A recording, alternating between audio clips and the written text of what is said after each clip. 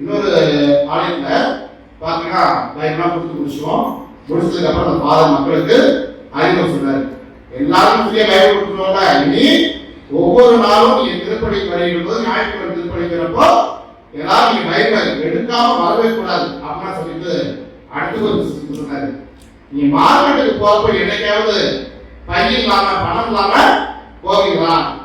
மார்க்கெட்டுக்கு போறப்ப பையோட பணத்தோட போக உங்களுக்கு தெரியுது, ஆனா கோயிலுக்கு வரப்போ உங்களுக்கு பைபிள் எடுத்து வர முடியாதா அப்படின்ற மாதிரி சொன்னாரு. நான் தனிப்பட்ட சொன்னேன், ஃபாதர் மார்க்கெட்டுக்கு எதுக்காக போறோம்? அதுக்காக தான் போகணும். மார்க்கெட்டுக்கு போறது வேற, கோயிலுக்கு வந்து வேற. மார்க்கெட்டுக்கு போனா காய்கறி வாங்குறப்போ மற்ற பொருட்கள் வாங்குறப்போ பை தேவை, பணம் தேவை. அது மார்க்கெட்டையும் கோயிலையும் தயவுசெய்து கனெக்ட் பண்ணாதீங்க, அது தவறானது.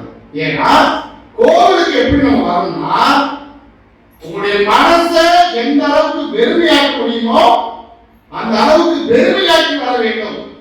ஏன்னா அந்த அளவுக்கு வெறுமையாக்கி வருகின்ற போதுதான் இங்கே கடவுளுடைய வார்த்தை உங்களுக்குள்ள போறத நீங்க கேட்க முடியும். மார்க்கெட்டுக்கு போற மாதிரியே நீங்க கோயிலுக்கு வந்தீங்கன்னா எப்படா முடியும், எப்படா செய்கிறாங்க போய் அடுத்த கடையை பார்ப்போம். இது ஆண்டவருடைய பிரசன்னம் விளங்கக்கூடிய இடம், ஆண்டவருடைய வார்த்தை விளங்கப்படக்கூடிய இடம், என்னுடைய கடவுள் என்னவென்று கடவுள் சொல்லக்கூடிய இடம்.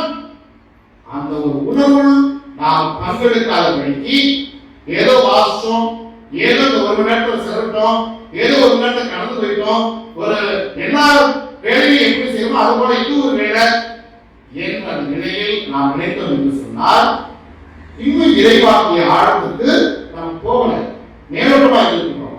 அப்ப இந்த இறைவாக்கிய ஆழத்துக்கு நாம் செல்ல செல்ல செல்ல நம்முடைய தனிப்பட்ட கடமைகள் என்ன என்பது நமக்கு தெரிய வரும். நான் தனிப்பட்ட என்ன செய்வது எனக்கு தெரியும். அதே வேளையில ஒரு சமுதாயத்தின் வளர்ச்சிக்கு நான் என்ன செய்ய வேண்டும் என்பதும் எனக்கு தெரியும்.